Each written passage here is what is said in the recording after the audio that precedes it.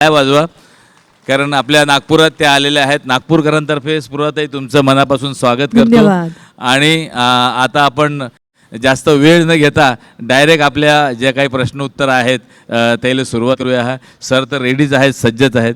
त्यांना फार कुठल्याच प्रश्नाचा फार फरक पडत नाही आहे, पण एक आमच्या समाधानासाठी आम्ही विचारतो, बाकी काही नाही. सर, भारतदादा म्हणाला तसं वेगवेगळ्या विषयावरचे प्रश्न आज तुम्हाला विचारायची इच्छा आहे.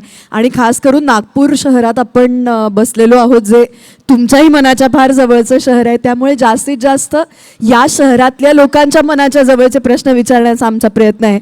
पण तरीसुद्धा पुढे जायच्या अगोदर, म्हणजे एकदम सिरियस विषयाला हात घालायच्या अगोदर मला तुम्हाला एक साधासा प्रश्न विचारायचा आहे की आपण सगळे जेव्हा लहान असतो तेव्हा पाहुणे आपल्या घरी येतात आणि आपल्याला विचारतात मोठेपणी कोण होणार. तर तुम्हाला असा लहानपणी कोणी प्रश्न विचारला होता तर तेव्हा सुद्धा मोठेपणी महाराष्ट्र राज्याचे मुख्यमंत्री व्हायचे असं तुम्ही उत्तर दिलं होतं का? नाही, प्रश्न तर त्यावेळेस विचारला जायचा, पण मी कधीच असं उत्तर दिलं नाही. असं देखील मला कधी वाटलं नव्हतं. किंबहुना मी राजकारणात जाईल देखील मला वाटलं नव्हतं. त्यामुळे मी कधीच असं उत्तर दिलं नाही. आणि मी नेहमी सांगतो की जेव्हा नगरसेवक झालो त्यावेळेस असं वाटलं की बापरे, आपण किती मोठे झालो, अजून काय मोठं होऊ शकतो. मग महापौर झालो त्यावेळेस असं वाटलं की जीवनाची इतिश्री झाली, यापेक्षा काय अजून मोठं होऊ शकतो.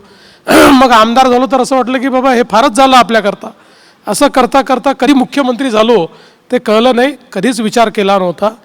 मला असं वाटतं की नागपूरकरांचे आशीर्वाद, महाराष्ट्रातल्या जनतेचे आशीर्वाद, नेत्यांचे आशीर्वाद आणि ईश्वराचे आशीर्वाद यामुळे इथपर्यंत पोहोच. तुम्ही बोलले नागपूरकरांचे आशीर्वाद. तुम्ही नेहमीच नागपूरकरांबद्दल चांगलं बोलत असता. मागे एकदा भाषणात तुम्ही बोलले की नागपूरकरांचे खूप आभार आहेत, उपकार आहेत. तर आत्ता तुमच्या नागपूरकरांबद्दल काय भावना आहेत? बघा, नागपूरचं एक आपलं कल्चर आहे, एक नागपूरची संस्कृती आहे आणि त्या संस्कृतीत मी मोठा झालो आहे. त्यामुळे जगाच्या पाठीवर कुठेही गेलो तरी नागपूरचं आकर्षण हे असतं.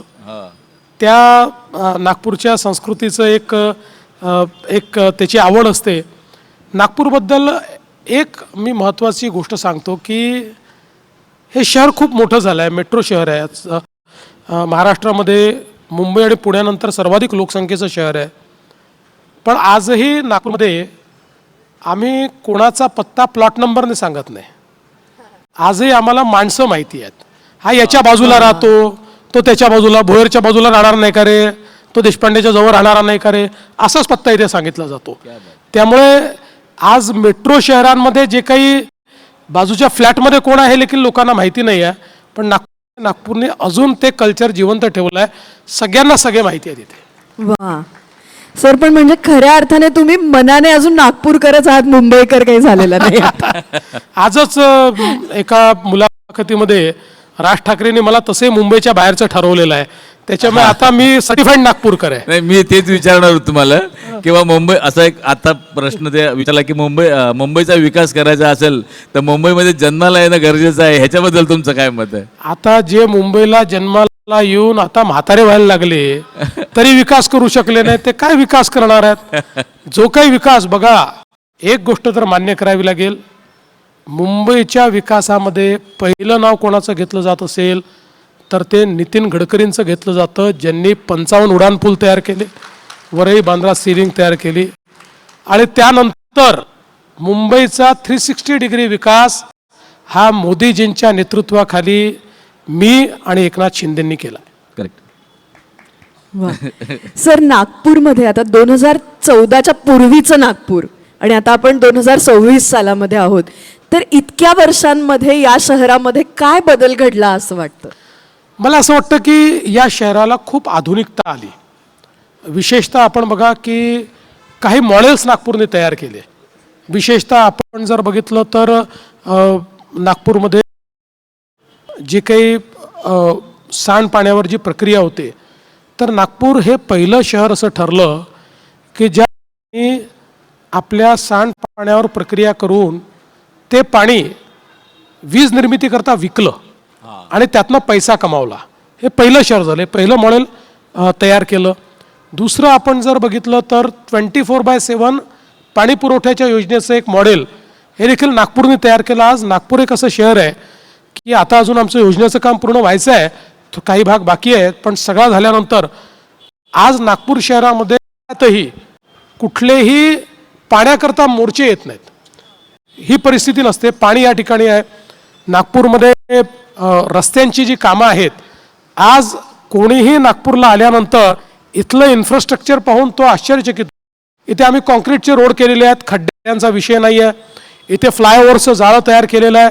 आणि विशेषतः नितीनजींच्या नेतृत्वामध्ये आम्ही या ठिकाणी पहिल्यांदा एक मॉडेल तयार केलं डबल डेकर पुराचं, की ज्याच्यामध्ये खाली रस्ता आहे, त्याच्यावर फ्लायओव्हर आहे आणि त्याच्यावरून मेट्रो जाते आणि एकाच पिलरवर हे सगळं उभं केलं. आता ते मॉडेल संपूर्ण देशाने घेतलेलं आहे. त्याच्यामुळे अशा अनेक गोष्टी आहेत की ज्या नागपूरमध्ये पहिल्यांदा झाल्या आणि आता त्या देशामध्ये चालल्यात. आता नागपूरमध्ये आम्ही एक कचऱ्याचा जो काही प्रक्रियेचा प्रकल्प तयार केला आहे, ज्यातनं आम्ही बायोगॅस CNG वगैरे तयार करतो आहोत, त्याचं लवकरच 2-3 महिन्यात आम्ही लोकार्पण करू. तोही देशातला असा प्रकल्प आहे की बिना कुठल्या टिपिंग फीचं त्या ठिकाणी 100% कचऱ्यावर आम्ही प्रोसेसिंग करतो आहे आणि त्यातनं आम्ही गॅस तयार करतो आहे. पुढच्या काळामध्ये त्या गॅसवरच नागपूरच्या आमच्या बसेस चालणार आहेत. त्यामुळे असं एक मॉडेल नागपूरने तयार केलं आहे. आणि म्हणून आपण जर बघितलं तर आधुनिकतेच्या ज्या गोष्टी आहेत, या सगळ्या गोष्टी या नागपूरने तयार केल्या. उत्तम उद्यानं आम्ही तयार केली, खेळाची मैदानं आम्ही तयार केली. नागपूर शहरामध्ये ज्याला सस्टेनेबिलिटी म्हणतो अशा पद्धतीची सर्क्युलर इकॉनॉमी तयार करण्याचा आम्ही प्रयत्न केला. ग्रीन नागपूर, हिरवं नागपूर आम्ही केलं. मला असं वाटतं की यामुळेच महाराष्ट्रातल्या शहरांमध्ये उठून दिसणारा शहर म्हणून आज नागपूरकडे पाहिलं जातं. म्हणजे आता मला स्वतःला माय विनोद बदलावं लागतील, कारण की माय अख्खी कारकीर्द 5-6 वर्ष जे काही फू केलं ते माझ्या सगळं याच्यावर होतं की आमच्या विदर्भात पाण्याची टंचाई आहे, आमच्या विदर्भात अन्याय होते. पण आता काही अन्याय आणि पाण्याची टंचाई दिसून नाही राहिलेली आहे. ती टंचाई दूर केली. त्याबद्दल आता दुसरे काहीतरी विनोद निर्माण करावे लागतील. पण साहेब, आम्ही असं ऐकलं की तुम्ही एक नवीन नागपूर वसवत आहात. म्हणजे मुंबईत राहून काय MMR रिजन इकडे सुरू करणार का काय? नाही, ॲक्च्युली मी मागच्या काळात जेव्हा महाराष्ट्राचा मुख्यमंत्री झालो त्यावेळी मी हा निर्णय केला की जी महानगराची क्षेत्र आहेत, काय होतं की शहराची हद्द संपल्यानंतर अर्बनायझेशन रॅपिड होत असतं, पण त्याला कंट्रोल करणारी, त्याला नियमित करणारं, त्याचं प्लॅनिंग करणारं असं काहीच नसतं. MMRDA त्याकरताच तयार झालं. आणि म्हणून मी मुख्यमंत्री असताना नागपूरकरता NMRDA, पुण्याकरता PMRDA, Nashik metropolitan development authority आणि संभाजीनगरकरता एक अशा डेव्हलपमेंट अथॉरिटी तयार केल्या. आज नागपूरची जी डेव्हलपमेंट अथॉरिटी आपण तयार केली आहे त्याच्या माध्यमातून नागपूर महानगरपालिकेच्या क्षेत्राबाहेर अनेक कामं चालली आहेत. जवळपास 1700 कोटी रुपयाची पिण्याच्या पाण्याची आणि सिवेजची कामं आम्ही करतो. पण हे सगळं करत असताना एक गोष्ट लक्षात आली की आपल्याला जर आता नवीन टेक्नॉलॉजीज अट्रॅक्ट करायच्या असतील, नवीन बिझनेसेस अट्रॅक्ट करायचे असतील, तर एक ग्रीनफील्ड अशा प्रकारची सिटी तयार करावी लागते. कारण त्याचं एक वेगळी डिमांड असते. आणि आता तर आपण जर विचार केला तर GCCचं कल्चर आलेलं आहे, ग्लोबल कॅपेबिलिटी सेंटर्स. आणि जगाचं लक्ष GCC करता भारतात. आणि भारतामध्येही आज जवळपास आलेले GCCमध्ये 50%च्या जवळपास GCC हे महाराष्ट्रात येत आहेत. त्यामुळे GCCचं सेंटर हे होतं आणि एक GCC हा रोजगार निर्माण करतो, व्हॅल्यू तयार करतो. आता IT पलीकडे आपण गेलो आहोत. आणि म्हणून हे ग्लोबल कॅपेबिलिटी सेंटरचं जे काही पुढची वेव येणार आहे, ही वेव जर कॅप्चर करायची असेल तर तुम्हाला न्यू बिझनेस डिस्ट्रिक्ट तयार केला पाहिजे. आणि म्हणून मग आम्ही हा निर्णय केला की नागपूरमध्येच, म्हणजे नागपूरच्या जवळच, त्या ठिकाणी समृद्धी महामार्गाच्या जवळ जवळपास 700 हेक्टर जमिनीवर आम्ही एक नवीन बिझनेस डिस्ट्रिक्ट तयार करतोय, ज्या ठिकाणी अतिशय आयकॉनिक अशा प्रकारचे इन्फ्रास्ट्रक्चर असेल, ज्या ठिकाणी मिक्स यूज असेल, वॉक टू वर्क असेल, सस्टेनेबिलिटी असेल. आणि आमचा अंदाज असा आहे की ज्यावेळी हे न्यू नागपूर आम्ही तयार करू आणि या न्यू नागपूरमध्ये ज्यावेळी आमच्या अपेक्षेप्रमाणे त्याला रिस्पॉन्स मिळेल, तो मिळतो आहे. कारण आत्तापासून लोकांनी इन्क्वायरी करणं चालू केलं आहे. काही देशातले मोठे डेव्हलपर्स हे आमच्याशी संपर्क करत आहेत. तर आमचा अंदाज असा आहे की या न्यू नागपूरमध्ये 5 लाख लोकांकरता रोजगार आम्ही तयार करू शकू. त्यामुळे एक प्रकारे नागपूरचं नवं रोजगाराचं मॅग्नेट हे न्यू नागपूर असेल. आणि याच्यासोबत आम्ही एक अजून नागपूरला आउटर रिंग रोड तयार करतोय की ज्यातनं एक प्रकारे हा नवीन नागपूर आणि ओव्हरऑल सगळी कनेक्टिव्हिटी अशा पद्धतीनं नागपूरचा विकास म्हणजे आता जो एक रिंग रोड आम्ही तयार केला आहे, त्यानंतर एक आउटर रिंग रोड तयार केला आहे, त्या आउटर रिंग रोडच्या पलीकडचाही भाग जो आहे हा नियमित राहायला पाहिजे. त्याचं योग्य प्रकारे त्या ठिकाणी आपल्याला प्लॅनिंग करता आलं पाहिजे. म्हणून नवीन नागपूर आणि हा रिंग रोड जवळपास याकरता 11,000 कोटी रुपये आम्ही खर्च करतो.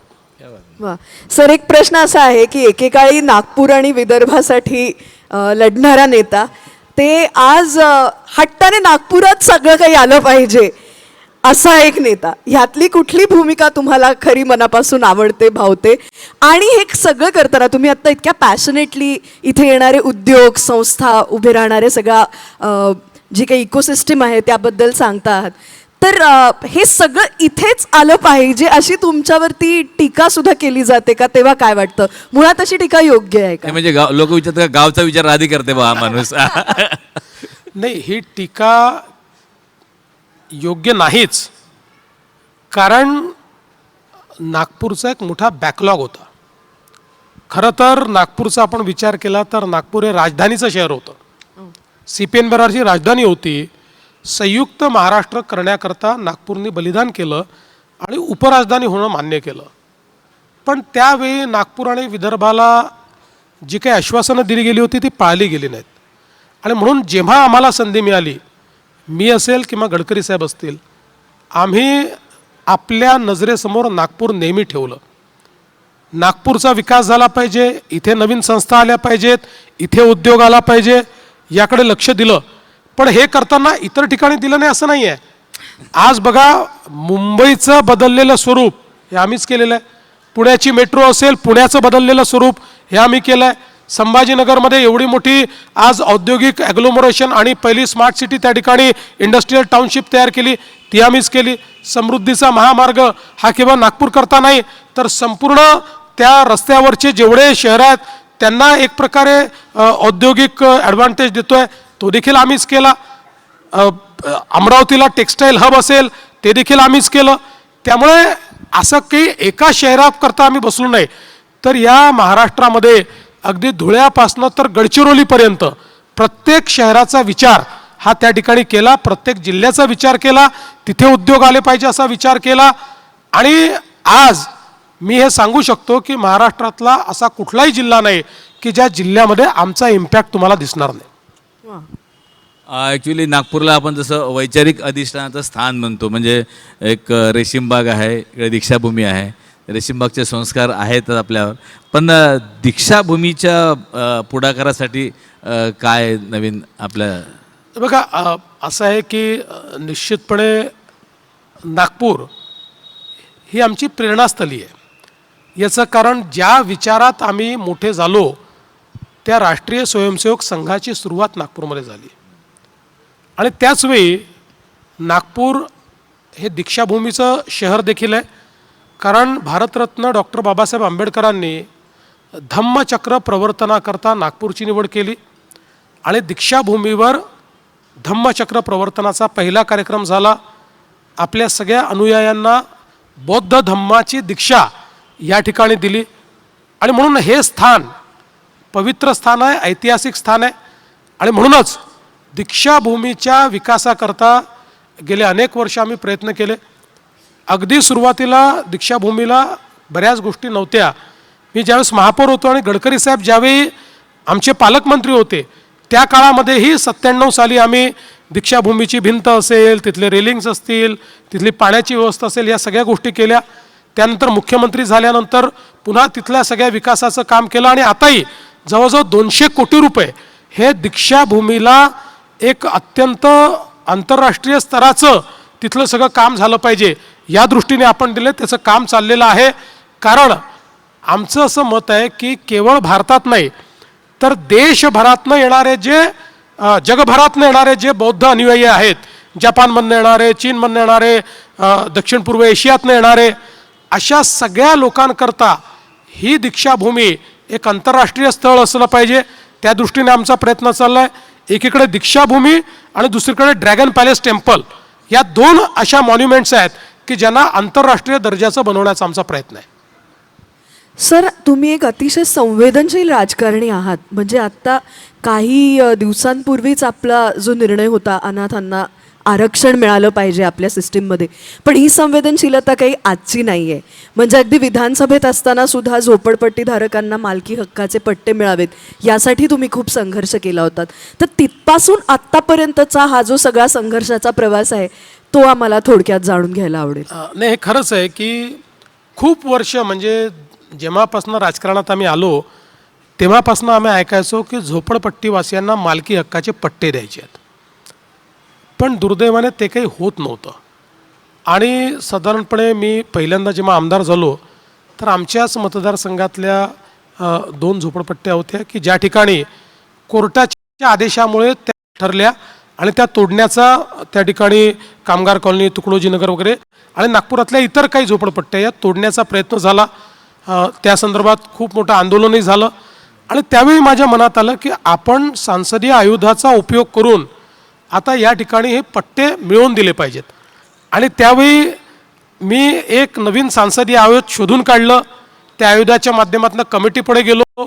त्या अख्ख्या कमिटीला मी नागपूरला घेऊन आलो, त्यांना इथली परिस्थिती दाखवली. अगदी त्यावेळेस युद्ध सदृश अशी परिस्थिती झाली होती आणि अल्टिमेटली कमिटीला कन्व्हिन्स करून पहिल्यांदा त्या कमिटीने एक निर्णय दिला आणि तो विधानसभेच्या पटलावर ठेवला आणि त्यातनं पहिल्यांदा तुकडोजी कामगार 2 भागांमध्ये पट्टे वाटप झालं. त्यानंतर पट्टे वाटप आम्ही करत होतो, पण त्याला कुठलाही वेग नव्हता, त्याचे कुठले निर्णय नव्हते. दरम्यान 2014ला ज्यावेळेस 15मध्ये मी मुख्यमंत्री म्हणून त्या ठिकाणी 14च्या शेवटी मुख्यमंत्री झालो आणि पदभार स्वीकारला, त्यानंतर पुन्हा नागपूर शहरामध्ये झोपडपट्टीला पट्टे वाटपाचं काम हातामध्ये घेतलं. एकेका झोपडपट्टीमध्ये त्या ठिकाणी त्याची मोजणी करायची, त्याचा लेआउट प्लॅन तयार करायचा, प्लेन टेबल सर्वे करायचा, मिनिमम लेआउट प्लॅनिंग करायचं, त्याला मान्यता द्यायची, मग त्याची मालकी ही द्यायची, याची सुरुवात केली. काही प्रमाणात आम्ही ते करू शकलो, पण खूप अडचणी यायला लागल्या.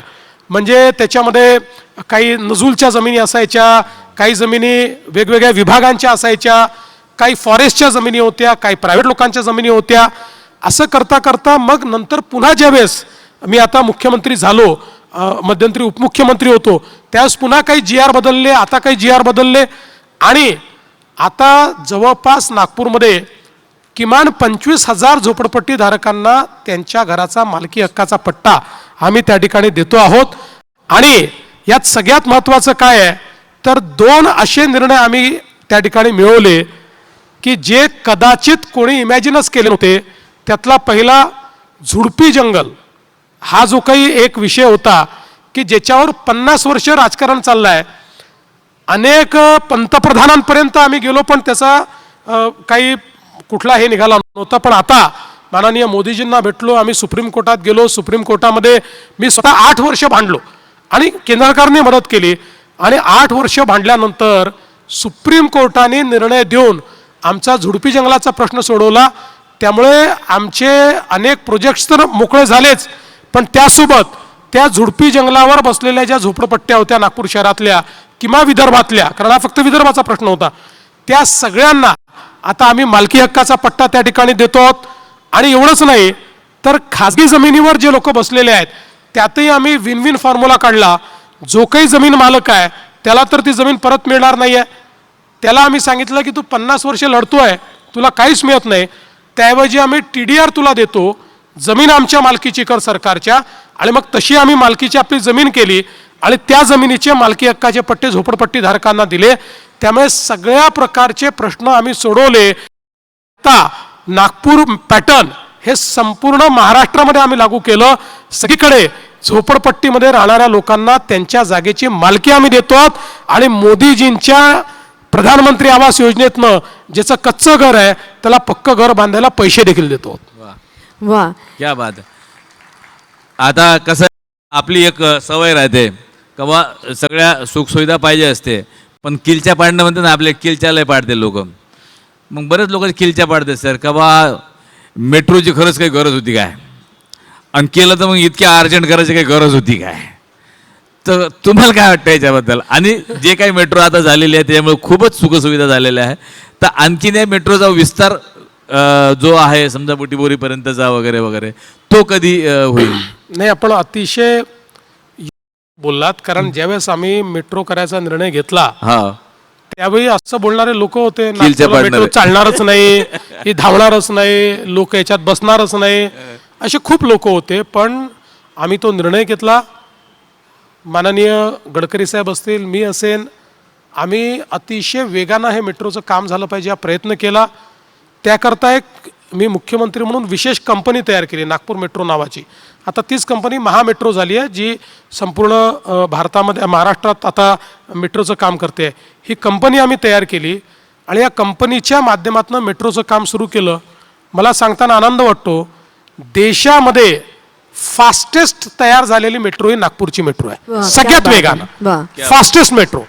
आणि त्याचा 40 किलोमीटरचा पहिला टप्पा आम्ही त्या ठिकाणी पार केला. आज 1,00,000पेक्षा जास्त लोक नागपूर मेट्रो वापरत आहेत. आणि आता आमचा दुसरा टप्पा झाल्यानंतर 2.5 लाख.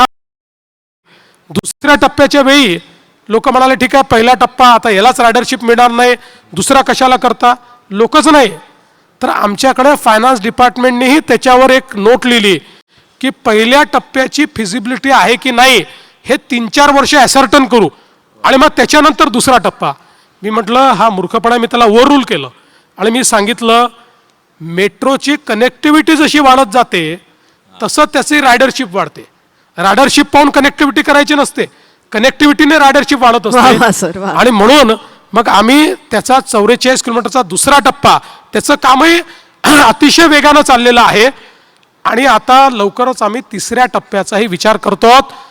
मेट्रो एक अशा प्रकारचं ट्रान्सपोर्ट आहे की एकदा मेट्रो झाली की ते मेजर ट्रान्सपोर्ट बनतं आणि त्याला फीडर म्हणून आपण आपल्या ज्या बस सेवा आहे त्या बस सेवेचं डिझाईन असं करतो, रूटचं डिझाईन असं करतो की फीडर सेवा म्हणून त्या बसेस काम करतात. आणि एंड टू एंड अशा पद्धतीचं पब्लिक ट्रान्सपोर्टेशन हे आपण तयार करतो. जे आपण मुंबईला केलं, जे आपण पुण्याला केलं, तेच आपण नागपूरला केलं आहे. सर, मगाशी तुम्ही असं म्हणालात की नागपूरमध्ये जवळपास 5 लाख नवीन रोजगार आता तयार होत आहेत. त्या अनुषंगाने मला विचारायचं आहे की मिहानमध्ये आत्तापर्यंत आपण कुठवर आलेलो आहोत, काय प्रगती झाली आहे? आणि IIT असेल किंवा एम्स असेल किंवा IIM असेल, अशा ज्या संस्था अगोदर इथे नव्हत्या त्या आता इथं आहेत, तर अजून अशा कुठल्या संस्था पाईपलाईनमध्ये आहेत का? पहिल्यांदा तर मी आपल्याला सांगू इच्छितो की मिहान जे आहे याच्यामध्ये सुरुवातीच्या काळामध्ये त्याचा पूर्ण विकास आपण केला नव्हता. अनेक रिसेटलमेंटचे इश्यूज होते. हळूहळू हे सगळे इश्यूज आम्ही त्या ठिकाणी मार्गी लावले आणि आज मिहानमध्ये जवळपास 90% जागा आमची गेलेली आहे. आता SEZची जागाच आमची बाकी आहे. जवळपास आता सगळी जागा आमची संपलेली आहे. त्या ठिकाणी 32 उद्योग हे सुरू झालेले आहेत. 23 उद्योग सुरू होण्याच्या तयारीमध्ये आहेत. जवळपास ज्या बिग 6 IT कंपन्या आहेत त्या देखील आलेल्या आहेत. म्हणजे कदाचित नागपूर हे देशातलं एकमेव शहर आहे की जिथे ऑल द 6 आर प्रेझेंट. आणि यामुळे आता त्या ठिकाणी जवळपास 1,32,000 लोकांना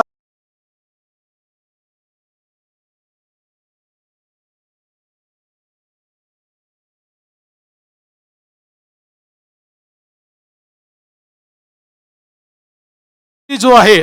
आता पहिली बुटीबोरीचा टप्पा आमचा संपला, ॲडिशनल बुटीबोरी आम्ही केली, ॲडिशनल बुटीबोरी पण संपली. आता आम्हाला तिसरी बुटीबोरी आम्हाला इंडस्ट्रियल इस्टेट तयार करावी लागते आहे. आणि मी तुम्हाला सांगतो म्हणजे इन्व्हेस्टमेंट तर सगळ्या फील्डच्या आल्या. म्हणजे आता इथे हेलिकॉप्टर बनवण्याची इन्व्हेस्टमेंट आलेली आहे. इथे ऑलरेडी डसॉल्ट आलेला आहे, जे पुढच्या काळामध्ये कंप्लीट त्यांचं विमान आहे ते या ठिकाणी तयार करणार आहे. इथे सोलर इंडस्ट्रीने डिफेन्स मॅन्युफॅक्चरिंगचं एक देशातलं सगळ्यात मोठं ॲग्लोमरेशन तयार केलं आहे. आणि यासोबत सोलर मॉड्यूल म्हणजे सोलर वेफर इनगोट, आज ज्या म्हणजे आजच्या फ्रंटियर टेक्नॉलॉजीला जे सगळ्यात जास्त लागतं, याची सगळ्यात मोठी इकोसिस्टीम नागपूरला तयार झाली आहे. आणि या ठिकाणी 4 मेजर इन्व्हेस्टरनी मिळून सगळ्यात मोठी कॅपॅसिटी तयार केलेली आहे. जवळजवळ 1.5 लाख कोटी रुपयाची इन्व्हेस्टमेंट ती होते. त्यातली एकाची इन्व्हेस्टमेंट कम्प्लीट होऊन प्रोडक्शन स्टेजला तो आलाय, टेस्टिंग चाललेलं आहे. आणि यातनं पहिल्या टप्प्यामध्ये 60,000 लोकांना याच ठिकाणी आणि दुसरा टप्पा आल्यानंतर 1 लाख लोकांना त्या ठिकाणी रोजगार मिळणार आहे. त्यामुळे अशा पद्धतीनं मिहान असेल किंवा एकूणच इंडस्ट्रियल इथली इकोसिस्टीम असेल, खूप मोठ्या प्रमाणात इन्व्हेस्टमेंट होते. आता सावनेरमध्ये आम्ही खतांचा कारखाना करतोय, काटोलमध्ये आम्ही त्या ठिकाणी मोठ्या प्रमाणात आता ॲग्रोसिंगमध्ये रिलायन्स त्यांचं सगळ्यात मोठं युनिट हे त्या ठिकाणी आणत आहे. त्यामुळे एकूणच जर आपण मिहानसोबत सगळी औद्योगिक इकोसिस्टीम बघितली तर जे नागपूर पूर्वीच्या काळामध्ये उद्योगात मागे होतं, आता ते उद्योगाचा हॉटस्पॉट झालेला आहे. आणि समृद्धी महामार्गामुळे आणि आमच्या इन्फ्रास्ट्रक्चरमुळे जो नागपूर तो प्रेमात पडतो आणि नागपूरमध्ये इन्व्हेस्ट करतो. संत्रा प्रोसेसिंग प्लांट बद्दल काय आहे? नाही झालं चालू. आपल्या रामदेव बाबांचा जो प्रोसेसिंग प्लांट आहे तो सुरू झाला. आम्ही त्याचं उद्घाटन देखील केलं. आणि त्या प्लॅन्टचीच कॅपॅसिटी इतकी आहे की रामदेव बाबा सांगतात जेवढे संत्रे असतील माझ्याकडे घेऊन या, मला सगळे पाहिजेत. क्या बात आहे, थँक्यू. सर तुम्ही आता हे सध्या या महानगरपालिकेचं जरा वारं चालू आहे म्हणून मला जरा विचारायसाठी, तुम्ही नगरसेवक होता, तुम्ही महापौर पण होता, तर त्यावेळेसची परिस्थिती आणि आताची स्थिती ह्याच्यामध्ये काय फरक पडते? त्यावेळेसचे काही किस्से तुम्हाला आठवतात काय असे एखाद दुसरे?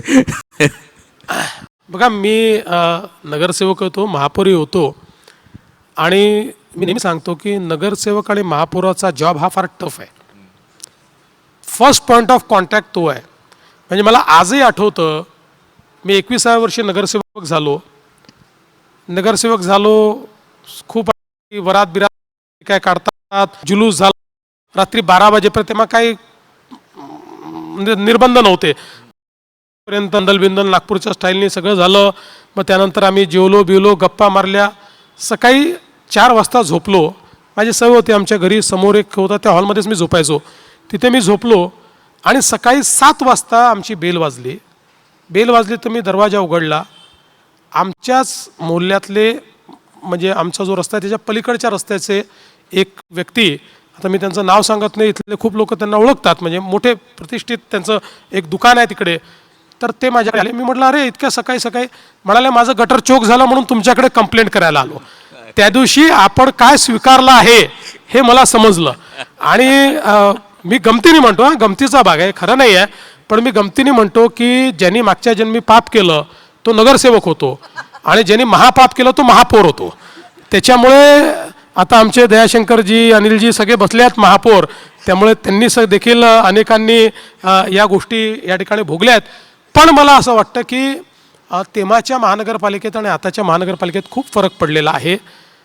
तेव्हा नागपूर शहर हे विकासाची आस बघत होतं. म्हणजे मला आजही आठवतं, कालच मला आमच्या दयाशंकरजींनी सांगितलं की तुम्ही महापौर झालात त्यावेळी नागपूर एकूण 8 पाण्याच्या टाक्या होत्या, आज 108 पाण्याच्या टाक्या. हा नागपूरमधला बदल आहे.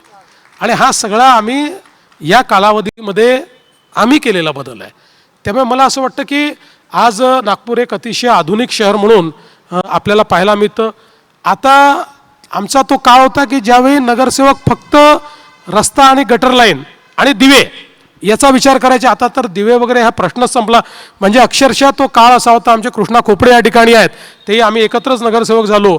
तर अक्षरशः कॉम्पिटिशन असायची. म्हणजे जो स्टोअर कीपर आहे तो दिवे जो त्या ठिकाणी ठेवायचा, दिवे सुधारण्याचा, त्याला पटवून त्याच्याकडनं दिवे घेऊन आपल्या वॉर्डात दिवे लावणं हे एक दिव्य होतं त्या काळामध्ये. आता या सगळ्या गोष्टी कराव्या लागत नाही. आता खूप पुढे आम्ही त्यात चाललो गेलो आहे. त्यामुळे मला असं वाटतं की आता एक आधुनिक अशा प्रकारची महानगरपालिका आपल्याला पाहायला मिळते. सर, पण याच अनुषंगाने मला एक तुम्हाला विचारायचं आहे, हे खरं आहे का की जर का त्यावेळेला त्या निवडणुका 6 महिने पुढे गेल्या नसत्या तर कदाचित तुम्ही नगरसेवकच नसतात? नाही, हे खरं आहे. कारण मला पहिल्यांदा ज्यावेळी सांगितलं होतं की या वॉर्डातनं तुला लढायचं आहे असं मला सांगितलं, त्यावेळी मी कोणाला सांगितलं नाही, माझं वय झालं नव्हतं, माझं वय पूर्ण व्हायचं होतं. पण आमच्याकडे त्या काळामध्ये ती निवडणूक थोडी पुढे ढकलली गेली. म्हणजे पहिल्यांदा आमची महानगरपालिका सस्पेंड झाली होती, ते काँग्रेसचंच आपापसातल्या भांडणामध्ये. मग हे 74वे अमेंडमेंट येणार होतं, मग महिला आरक्षण होतं. अशा ह्याच्यात ती काही काळ पुढे गेली. आणि ती जशी पुढे गेली तसं म्हणजे माझं वय भरलं आणि त्याच्यामुळे मला ज्यावेळेस ऍक्टिव्ह वेळ आली त्यावेळेस वय त्या ठिकाणी होतं. सर, महापालिका निवडणुकांच्याच अनुषंगाने एक प्रश्न विचारते. हल्लीचा काळ असा आहे, आपण बघतो सोशल मीडियामुळे कोणीही उठतं आणि एखादं वाक्य लिहून टाकतं आणि त्याच्यानंतर ट्रोलिंगचा सिलसिला सुरू होतो. साधा आपल्या गल्लीच्या टोकावर एक कचरा कुंडी आहे तरी आपण महाराष्ट्राच्या मुख्यमंत्र्यांना दोष देऊन. मला आज अनेक तरुण हा आपला इंटरव्ह्यू बघत असतील.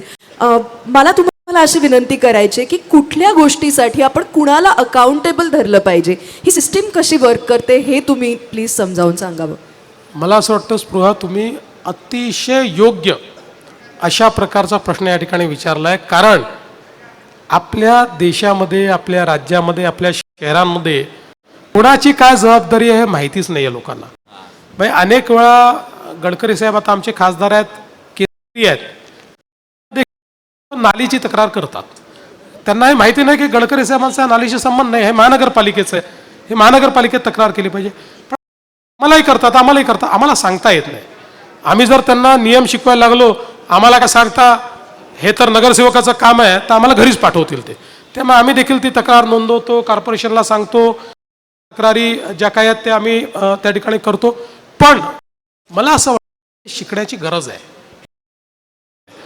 म्हणजे आपण सिविक सेन्स ज्याला म्हणतो त्याच्यासोबत आपलं ॲडमिनिस्ट्रेशन काय आहे, कॉर्पोरेटरचं काम काय, आमदाराचं काम काय आहे, खासदाराचं काम काय आहे, कुठल्या गोष्टीची अकाउंटेबिलिटी कोणाची आहे, कुठली गोष्ट कोण फिक्स करू शकतो, ही लोकांना समजवण्याची आवश्यकता. कुठेतरी आपल्या सिस्टीमचा दोष आहे, आपल्या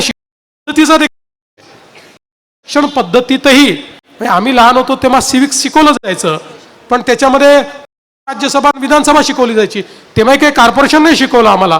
तर आता कुठेतरी हा बदल आपण घडवला पाहिजे आणि आपल्या सगळ्या येत्या पिढीला कोणाची जबाबदारी काय आहे हे शिकवलं पाहिजे. नाही, बरोबर आहे. म्हणजे कसं होतं की हिस्ट्री सिविक्सचे पेपर 60 मार्काचा असायचा आणि हिस्ट्री 40 मार्काचा, सिविक्स 60 मार्क, 20 मार्काचं. बरोबर. 20 मार्कात काय पोट्ट शिकणार आहे की नाही, त्याला समजलं तर पाहिजे. आणि एकत्रित मार्क मोजले यायचे, त्यामुळे सिविक्स मध्ये 0 मिळाला तरी पास होता. सर, अजून मला असं विचारायचं होतं की तुमचा एक ओबीसी नेता म्हणून एक चेहरा लोकांसमोर आलेला आहे. म्हणजे तुम्ही ओबीसी नसताना सुद्धा ओबीसी लोकांसाठी आंदोलन केलं, तर हा चेहरा तुम्हाला कसं काय भेटला किंवा तुम्हाला काय प्रेरणा झाली की बा आपण यांच्यासाठी काम केलं पाहिजे म्हणून? आणि मुळामध्ये जेव्हा ओबीसी समाजाच्या अनेक समस्याचा अभ्यास मी करू लागलो आणि विशेषतः हा जो पूर्व विदर्भाचा भाग आहे, या पूर्व विदर्भामध्ये बहुसंख्य हा ओबीसी समाज आहे. अनेक वेगवेगळ्या जाती आहेत आणि एक प्रकारे विकासाची एक मोठी त्या ठिकाणी आवड आहे, शिक्षणाची एक आवड आहे. पण ज्यावेळी मी पहिल्यांदा मुख्यमंत्री झालो त्यावेळी असं लक्षात आलं की ओबीसी समाजाला जे काही आरक्षण मिळतं त्या आरक्षणाकरता त्यांना एक नॉन क्रिमिलियरचं सर्टिफिकेट घ्यावं लागतं आणि नॉन क्रिमिलियरचं सर्टिफिकेट घेण्याकरता तुमचं उत्पन्न किती आहे हे दाखवावं लागतं. तर ती उत्पन्नाची लिमिट 1 लाख होती आणि ती 93-94 साली ठरलेली होती. तेव्हापासनं ती लिमिट काही चेंज झालेली नव्हती आणि म्हणून खूप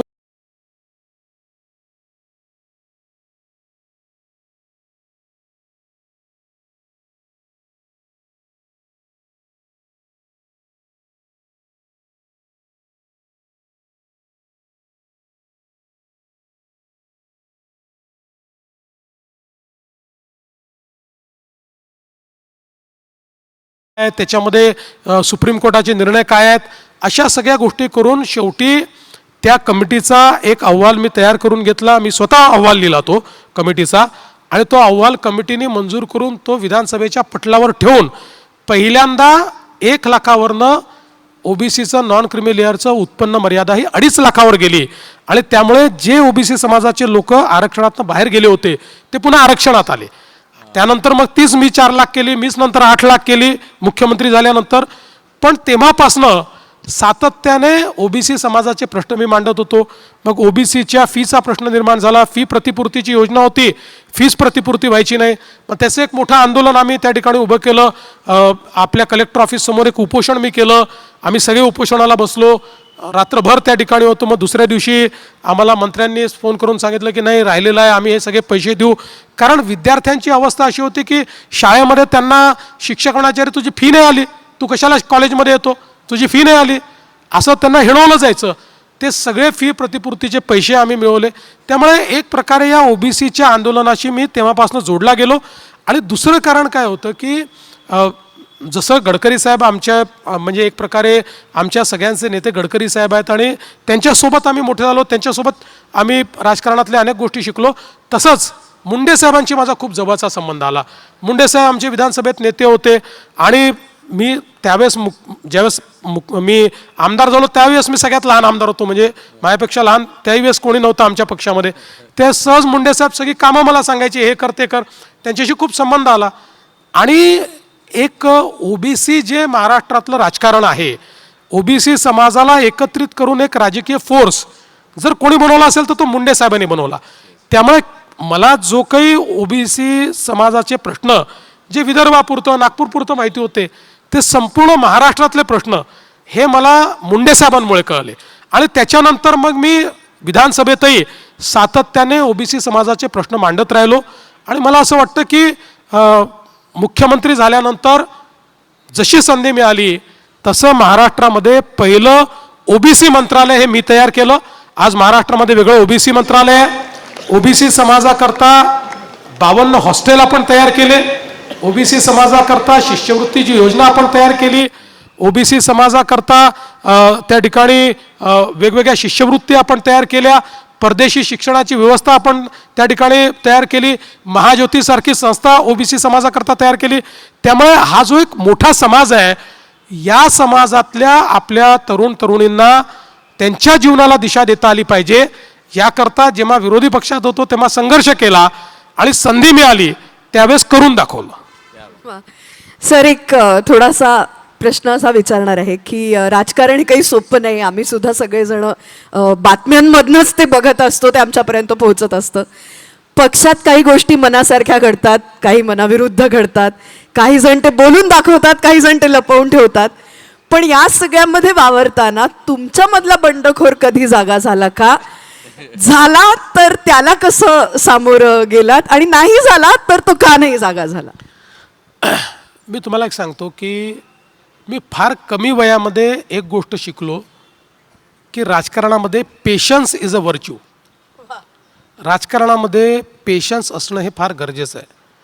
आणि मी याचा तुम्हाला किस्सा सांगतो की हे माझ्यात तसंही पेशन्स होता, पण मला आजही आठवतं की अरुणभाई गुजराती नावाचे नंतर ते अध्यक्ष झाले, त्यावेळी एक नगरविकास राज्यमंत्री होते. आणि आमचे मित्र आहेत रमेश चोपडे, त्यांच्या एक जमिनीचा एक ULCचा विषय होता, त्याकरता आम्हाला त्यांच्याकडे जायचं होतं. आणि शोभाताई त्यावेळेस आमदार होत्या, आम्ही नगरसेवक होतो. आणि शोभाताईंना आम्ही म्हटलं की आम्हाला त्यांच्याकडे घेऊन जा तुम्ही, अरुणभाई गुजरातींकडे. आम्ही गेलो, खूप गर्दी होती अरुणभाईंकडे. ते म्हणाले शोभाताई तुम्हाला घाई नसेल तर बसा, मी यांचं सगळ्यांचं निपटवून घेतो. आणि आम्ही बसलो. आणि तेव्हा काय आम्हाला मंत्री म्हणजे असं वाटायचं की हा परग्रहावरून आलेला प्राणी आहे, इतका मोठा तो आम्हाला वाटायचा, कारण आम्हाला काही मंत्री वगैरे फार माहिती नव्हते. आम्ही बघितलं लोक अरुणभाईंना काही बोलून राहिले, त्यांच्या अंगावर जाऊन राहिले, आत्ताच करा, असं कसं करत नाही. मला फार आश्चर्य वाटलं. मी म्हटलं अरे आपल्याला तर मंत्री म्हणजे परग्रहाचा प्राणी वाटायचा, हे तर बिलकुल असं कसं चाललं आहे. सगळे लोक त्यांनी निपटवले. मग आमच्याशी बोलायला ते त्या ठिकाणी आले. तर मी त्यांना प्रश्न विचारला, म्हटलं अरुणभाई मला एक सांगा की म्हटलं मी पाहतोय लोक असं काही बोलून राहिले, तुम्ही तर मंत्री आहे पण तुम्ही चिडला नाहीत कोणावर, तुम्ही कोणावरही रागवला नाहीत. मला ते असं म्हणाले की बघा मी फार म्हणजे माझे वडील गांधीवादी होते आणि मी त्या एका अशा विचारातनं बाहेर आलेलो आहे की ज्यामध्ये राजकारणामध्ये आपल्याला लोकांचं ऐकून घ्यायचं आहे, अशा पद्धतीच्या मानसिकतेतून मी तयार झालो आहे. आणि बघा म्हणाले यातले काही लोक जे होते ना, त्यांना काम नाही झालं तरी चालतं, त्यांना हे समाधान पाहिजे की कसं मंत्र्याला सुनावलं, एवढंच समाधान घेऊन तो जातो. आता त्यांनी आपल्याला सुनावलं तर आपलं काय वाया जातं आहे, त्याला समाधान मिळतं आहे ना. अशा पद्धतीने त्यांनी बऱ्याच गोष्टी त्यांनी सांगितल्या. मला असं वाटतं की ते माझ्या मनात घर करून बसलं आणि माझ्या लक्षात आलं की पेशन्स हा बाळगावा लागेल. आणि म्हणून मी नेहमी सांगतो की राजकारणामध्ये यशस्वी व्हायचं असेल तर शिव्या खायची क्षमता निर्माण करा. शिव्या खायची क्षमता निर्माण केली, पेशन्स जर निर्माण केला तर राजकारणामध्ये तुम्ही नेहमीच यशस्वी होता. आणि म्हणून माझ्यातला बंडखोर हा आतल्यात दाबून टाकण्याची क्षमता माझ्यामध्ये आहे. मी नेहमी असं म्हणतो की विष पिण्याची क्षमता माझ्यामुळे आहे. आणि म्हणूनच इतक्या वेगवेगळ्या प्रसंगातनं गेल्यानंतर देखील माझा पेशन्सही संपला नाही, माझा उत्साहही कमी झाला नाही, माझा संघर्षही मी कधी सोडला नाही. आणि मला असं वाटतं की ही पेशन्सचीच देणगी आहे. मला एक प्रश्न विचारायचा होता की आता हे निवडणुका आहेत, आता नवीन नगरसेवक येतील, एक तर त्यांना काय सल्ला असेल आणि साधारण पुढच्या 20 वर्षाच्या नागपूरचं काय चित्र तुमच्या डोक्यात आहे? माझा नगरसेवकांना एकच सल्ला असेल, आणि हा सल्ला केवळ नगरसेवकांना नाही, मी साधारणपणे जे लोकप्रतिनिधी आहेत त्यांना म्हणजे हा सल्ला देऊ इच्छितो, किंवा मला असं वाटतं माझी द्यायची इच्छा आहे, म्हणजे मानावं की नाही त्यांचं आहे. पण अलीकडच्या काळामध्ये लोकप्रतिनिधींची भावना ही आपल्या एरियाची आपण मालक आहोत अशी होऊन जाते. म्हणजे आम्हाला विचारल्याशिवाय सुई देखील हलवू नका अशा पद्धतीचे काही लोकप्रतिनिधी वागायला लागतात. हे अतिशय चुकीचं आहे. तुम्हाला जे काम आहे ते काम तुम्ही केलं पाहिजे. त्या कामामध्ये तुम्ही अधिक चांगलं काम कसं करता येईल बघितलं पाहिजे. पण जणू काही आमच्या एरियाचे आम्ही राजे आहोत, आम्हाला विचारल्याशिवाय बिल्डिंगही बनणार नाही, आम्हाला विचारल्याशिवाय गल्ली साफ होणार नाही, अशी जी भावना आहे ही भावना कुठेतरी कमी झाली पाहिजे, ती संपली पाहिजे आणि सेवेचा भाव वाढला पाहिजे असं माझं मत आहे. वा सर, फार लोकांना माहिती आहे की नाही मला कल्पना नाही, पण आम्हाला अशी बातमी मिळालेली आहे की तुम्ही उत्तम कवी आहात. आणि इतकंच नाही, तुमचं आवडतं गाणं वर्षभरापूर्वी हे पुष्पा सिनेमातलं श्रीवल्ली होतं आणि त्या श्रीवल्लीच्या चालीवरती तुम्ही स्वतःचं एक नवीन गाणं लिहिलं होतं, तेही आमच्यापर्यंत आलेलं आहे. पण एखादी म्हणजे कविता, 4 ओळी आम्हाला ऐकायला फार आवडतील तुमच्या. मी नेहमी सांगतो की मी कवी वगैरे नाही, मी काही थोडं बहुत लिहित असतो. आणि मी नेहमी असं सांगतो की जर मी कवी असेल तर मी रामदास आठवले घराण्याचा कवी आहे. म्हणजे आठवले साहेब जशी तुकबंदी करतात तशीच तुकबंदी मी करत असतो. पण ती तुकबंदी सगळ्यांच्या समोर टीव्हीवर या ठिकाणी करण्यापेक्षा तुम्ही मला कधीतरी भेटा. मी तुम्हाला एवढं चॅलेंजवर सांगतो की तुम्ही 1 तास म्हणाल तर मी 1 तास तुकबंदी करून दाखव. विनय कवी इथं गोष्ट आठवली म्हणून एक विचारायचं होतं. मग अशी स्फुराताईने विचारलं की पाहुणे आले की प्रश्न विचारतात मोठेपणी काय व्हायचं. आपल्याला शाळेत लहानपणी साधारण एक निबंध होता की मी मुख्यमंत्री झालो तर, असा एक निबंध होता. तर मला हे असं तुम्हाला विचारायचं होतं की आता त्या निबंधातला काही भाग शिल्लक राहिलेला आहे का पूर्ण निबंध तुम्ही संपवलेला आहे असं तुम्हाला वाटतं की अजून काहीतरी आहे? मी तुम्हाला एक सांगतो, जीवनामध्ये निबंध लिहिणं कधीच बंद करायचं नाही. निबंध लिहिणं बंद केलं की तुम्ही संपलात. रोज नवीन चॅप्टर लिहावा लागतो. पुन्हा नव्या उमेदीने, पुन्हा नव्या उत्साहाने एक नवीन चॅप्टर लिहायचा असतो. आणि जीवन इतकं वेगवान आहे की त्या वेगवान जीवनामध्ये तुम्ही जर नवीन चॅप्टर लिहिला नाही तर तुम्ही ऑब्सोलीट होता, तुम्ही संपून जाता. आणि म्हणून मी मुख्यमंत्री झालो तर असा निबंध सुदैवाने मला कधीच लिहावा लागला नाही, मी डायरेक्ट मुख्यमंत्रीच झालो. पण आता मुख्यमंत्री झाल्यानंतर निश्चितपणे महाराष्ट्राच्या विकासाचा निबंध हा मी रोज लिहितो, पुढेही लिहिणार आहे. आणि नुसतं निबंध लिहिणार नाही, जे लिहिलंय ते करून दाखवणार आहे. वा वा. आणखी त्याला जोडून एक प्रश्न आहे. हा तर झाला महाराष्ट्राचा मी मुख्यमंत्री झालो तर, मी पंतप्रधान झालो तर हा निबंध लिहायची इच्छा आहे काय? बघा, ती जी जागा आहे ना त्या जागेमध्ये वॅकन्सीच नाही आहे, हे लक्षात ठेवा. 29 नंतरही माननीय मोदीजीच देशाचे पंतप्रधान होतील. चला बऱ्यापैकी चर्चेच्या शेवटी आपण आलोय. एक प्रश्न विचारते आणि मग आमच्या मनातले रॅपिड फायरचे 4 प्रश्न आम्ही विचारणार आहोत. पण या सगळ्या पलीकडे जाऊन, सत्ते पलीकडे जाऊन सुद्धा लोकांनी तुम्हाला कशासाठी लक्षात ठेवावं असं तुम्हाला वाटतं?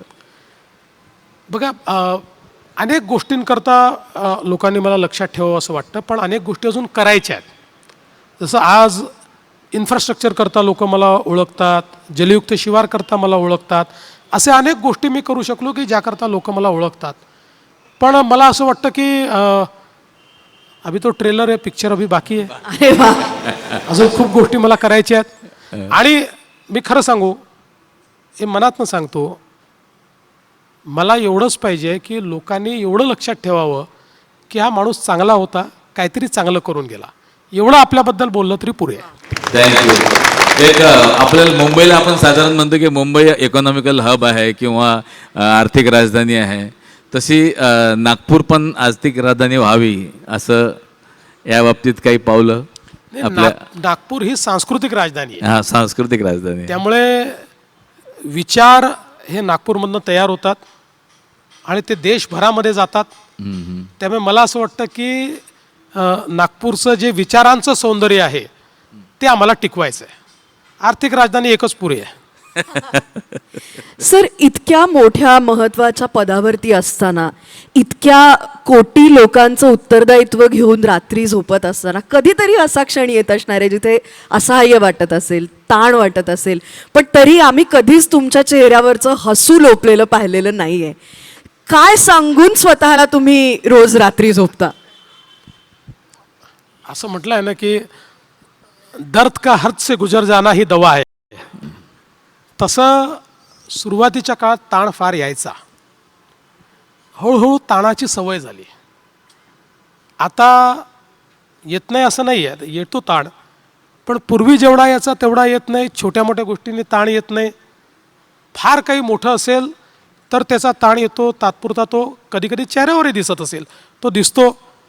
पण मला असं वाटतं की आता इतक्या वर्षाच्या अनुभवानंतर मी स्वतःला म्हणजे आधीपेक्षा जास्त प्रगल्भ समजतो, मॅच्युअर समजतो. त्यामुळे माझं हास्य हे कायम आहे. आमचे प्रश्न साधारणतः संपले आहे. एक मला स्वतःचे पर्सनल प्रश्न विचारायचा होता की एवढ्या सगळ्या प्रवासात एवढं सगळं झालं आहे, एक नगरसेवकापासून मुख्यमंत्र्यापर्यंत आणि राष्ट्रीय पातळीवर तुमची ओळख आहे नेता म्हणून, पण ऐसा रहता ना, साला ये रह गया यार इस भाग दौड़ में, अशी कुठली गोष्ट आहे का ये करना था यार? आहे एक गोष्ट निश्चितपणे आहे, ती म्हणजे मला एक खूप इच्छा होती की LLB झाल्यानंतर बारॅट लॉ करण्याकरता आपण परदेशात जावं, बॅरिस्टर व्हावं, बारॅट लॉ करावं आणि त्याच्यानंतर प्रॅक्टिस करावी. तर मला परदेशात बारॅट लॉ करायला जाता आलं नाही, कारण मी फायनल इयरला असताना नगरसेवक म्हणून निवडून आलो. अर्थात त्यानंतर मला एक संधी मिळाली, पण ती संधी वेगळी मिळाली. मला प्रोजेक्ट मॅनेजमेंटच्या कोर्सवर नॉमिनेशन मिळालं जर्मनीमध्ये, आणि मी त्या ठिकाणी ते प्रोजेक्ट मॅनेजमेंटचा डिप्लोमाचा जो कोर्स होता तो त्या ठिकाणी करू शकलो. पण मला ते जे काही मला वकील बनायचं, वकील तर बनलो, पण प्रॅक्टिस करायची होती, ती प्रॅक्टिस मी करू शकलो नाही. पण त्याचं कम्पेन्सेशन हे मी विधानसभेत काढून घेतो आणि विधानसभेमध्ये जनतेचा वकील म्हणून त्या ठिकाणी बाजू भक्कमपणे मांडतो. नक्की नक्की. एक छोटासा प्रश्न राहिला होता नागपूरकरांचा आहे नाग नदीच्या संदर्भात, कारण की 2023मध्ये जे काही मोठं हे आलेलं आहे, आपल्याकडे संकट आलं आहे नाग, तर त्या संदर्भात काही नवीन? मला असं वाटतं की आम्ही नाग नदीचा विषय फार गांभीर्याने घेतला. साधारण 2017 साली एक नाग नदीचा प्रकल्प हा आम्ही केंद्र सरकारच्या मार्फत जायकाला पाठवला होता. जपानची जी फंडिंग एजन्सी आहे, 2000 कोटीचा. 2019मध्ये त्याला आम्हाला मान्यता मिळाली. त्यानंतर मध्ये आपल्याला माहिती आहे की माननीय उद्धवजींचं सरकार होतं, त्यामुळे सगळ्याच गोष्टींवर स्थगिती होती, त्यामुळे तो अडला. पुन्हा आमचं सरकार आल्यानंतर गडकरीजींनी आणि मी त्याला मोठ्या प्रमाणात चालना दिलेली आहे आणि आता त्याचे टेंडर्स देखील झालेले आहेत, काही कामं देखील सुरू झालेली आहे. आम्हाला आमचं स्वप्न आहे, गडकरीजींचं माझ्यापेक्षा पुढचं स्वप्न आहे. माझं स्वप्न आहे की नागपूरची नाग नदी ही निर्मल आणि अविरल वाहताना मला पाहिजे आहे आणि गडकरी साहेबांना त्या नाग नदीमध्ये वॉटर ट्रान्सपोर्ट सुरू करायचं आहे. क्या बात आहे, जोरदार टाळ्या. आता आम्ही रॅपिड फायर राऊंड सुरू करतोय एक एक. आणि एकच तुम्हाला फक्त सांगायचं की या रॅपिड फायर नंतर एक छोटंसं सरप्राईज तुमच्यासाठी इथे प्लॅन्ड आहे. सरप्राईज तयार ठेवा. सरप्राईज तयार ठेवा. पहिला प्रश्न सर अर्थातच सावजी रस्सा का तर्री पोहे? अरे बापरे, फारच तुम्ही म्हणजे कठीण प्रश्न विचारला. आज तर्री पोहे. क्या बात है. गडकरींचा कच्चा चिवडा की जोशींचा ताक समोसा? नाही, जोशीचा ताक समोसा. शाबास. पुला पलीकडचं नागपूर का पुला अलीकडचं नागपूर? दोन्ही नागपूर. मी जन्मलो आणि वाढलो पुला अलीकडे, हा. कारण नवीन जो हा सगळा भाग आहे या भागामध्ये जन्मही माझा इकडे झाला, मी वाढलो इकडे. पण खरं सांस्कृतिक नागपूर हे पुलाच्या पलीकडे आहे. आजही नागपूरची जे काही सांस्कृतिक सौंदर्य आहे, कारण शेवटी हे जे नागपूर आहे बग बुलंदशहांनी हे बसवलेलं, गोंडराजांनी बसवलेलं नागपूर आहे. आणि आमच्या नागपूरकर भोसले राजांनी या नागपूरला एक ओळख दिलेली आहे. आणि त्यामुळे नागपूरचे सण, नागपूरची संस्कृती, आता तुम्हाला मी सांगतो की अख्ख्या जगात नसेल असा एक मारबत नावाचा प्रकार आमच्याकडे आहे. मारबत. काळी मारबत, पिवळी मारबत, या दोन मारबती निघतात. या मारबतींचा काय अर्थ आहे? इडापिडा जी आहे ती आम्ही त्या मारबतीसोबत दहन करून टाकतो, असं नागपूरकरांचं मत आहे. की पिवळी मारबत आणि काळी मारबत ही काढली, त्याची मिरवणूक काढली आणि त्यांना जाळलं की आपली इडापिडा संपली, त्या भेटतात एकमेकीला. आता हा सण तुम्हाला दुसरीकडे कुठे दिसणारच नाही. तर हे जे एक मला असं वाटतं एक सांस्कृतिक सौंदर्य आहे ते आपल्याला पुला पलीकडे पाहायला मिळतं. आणि एक आधुनिक नागपूर जे आहे ते आधुनिक नागपूर तुम्हाला पुलाच्या अलीकडे किंवा या नवीन भागामध्ये पाहायला मिळतं. म्हणजे होळीच्या दुसऱ्या दिवशी काढतात मारबत. हा हा. सर, कविता की शेरो शायरी? हा पण सावजी आणि तर्री पोह्यासारखाच प्रश्न आहे. दोन्ही आवडतं मला, म्हणजे आता त्यातनं चूज करणं कठीण आहे. पण विधानसभेमध्ये शेरो शायरी, कविता. आणि जेन झी सर तुमची खूप फॅन आहे बाय द वे, कारण त्यांना असं वाटतं की त्यांच्या सगळ्या डिलुलूवरती तुमच्याकडे सोलुलू आहे. तर त्या जेन झीला समजा पर्यायी शब्द द्यायचा असेल तर काय सांगा? नागपूरचा शब्द पक्का आहे, आजकालचे पोट्टे. बस, जेनजी म्हणजे आजकालचे पोट्टे, हा नागपूरचा शब्द आहे. क्या बात आहे. Thank you. Thank you so much sir, इतका आमच्यासाठी वेळ दिलात आणि आमच्या सगळ्या प्रश्नांना मला वाटतं आम्ही जितके जास्त या शहराच्या दृष्टीने ह्यांच्या जवळचे प्रश्न विचारता येतील तितके विचारायचा प्रयत्न केला. पण इतक्या मनापासून तुम्ही सगळ्या प्रश्नांची उत्तरं दिलीत त्याबद्दल मना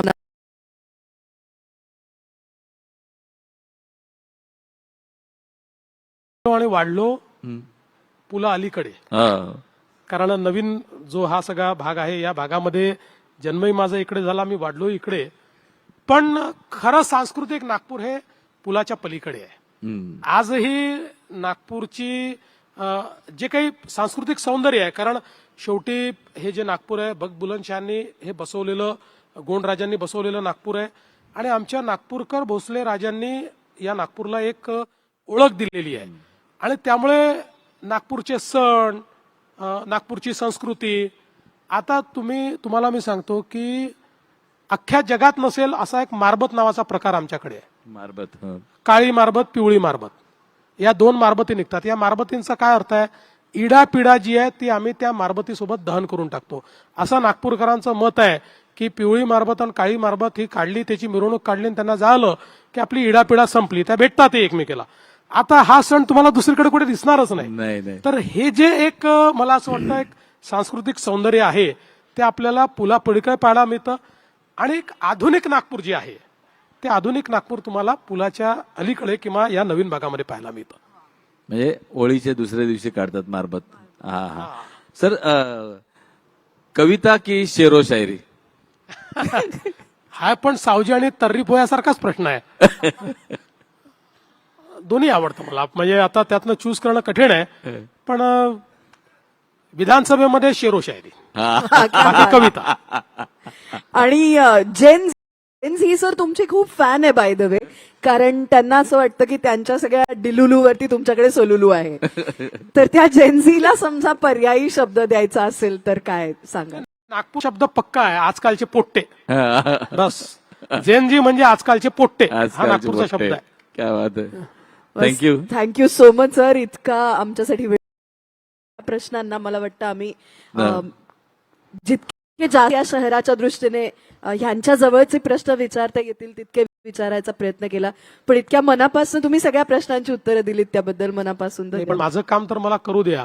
हा. तुमची मुलाखत संपली, पण मी या मुलाखतीच्या माध्यमातून नागपूर शहरातल्या नागरिकांना आव्हान करतो की या नागपूर शहराचा बदल नागपूरकरांनी साहेबांच्या नेतृत्वामध्ये एक अत्यंत आधुनिक शहर आम्ही तयार केलेलं आहे. किंबहुना आता इंटरनॅशनल एजन्सीजनी जो रिपोर्ट तयार केला त्यात 2030च्या एशियातल्या 10 व्हायब्रंट शहरामध्ये नागपूर असेल अशा पद्धतीचा रिपोर्ट आलाय. हे आपण करू शकलो. गरिबा आणि श्रीमंतातल्या श्रीमंताच्या जीवनामध्ये आपण परिवर्तन केलंय, मध्यमवर्गीयांच्या जीवनात परिवर्तन केलंय. त्यामुळे ही महानगरपालिका पुन्हा एकदा भारतीय जनता पार्टी शिवसेनेची आमची युती आहे. आमच्या युतीच्या नगरसेवक त्या ठिकाणी निवडून देऊन पुन्हा एकदा नागपूरच्या पुढच्या विकासाच्या दृष्टीने ही महानगरपालिका आमच्याच हाती द्या, अशा प्रकारचं आव्हान हे नागपूरच्या जनतेला मी या इंटरव्ह्यूच्या माध्यमातून करतो. वा, धन्यवाद. धन्यवाद. साहेबांनी आवाहन केलेलं आहे. मला असं वाटतं की नागपूरकर हे या तुमच्या आव्हानाला बिलकुल तील आणि येणाऱ्या 15 तारखेला तुम्हाला त्याचा रिझल्ट बिलकुल पाहायला भेटेल ही मी इथून सांगतोय. सर, हे तुमच्यासाठी सरप्राईज आलेला आहे. सो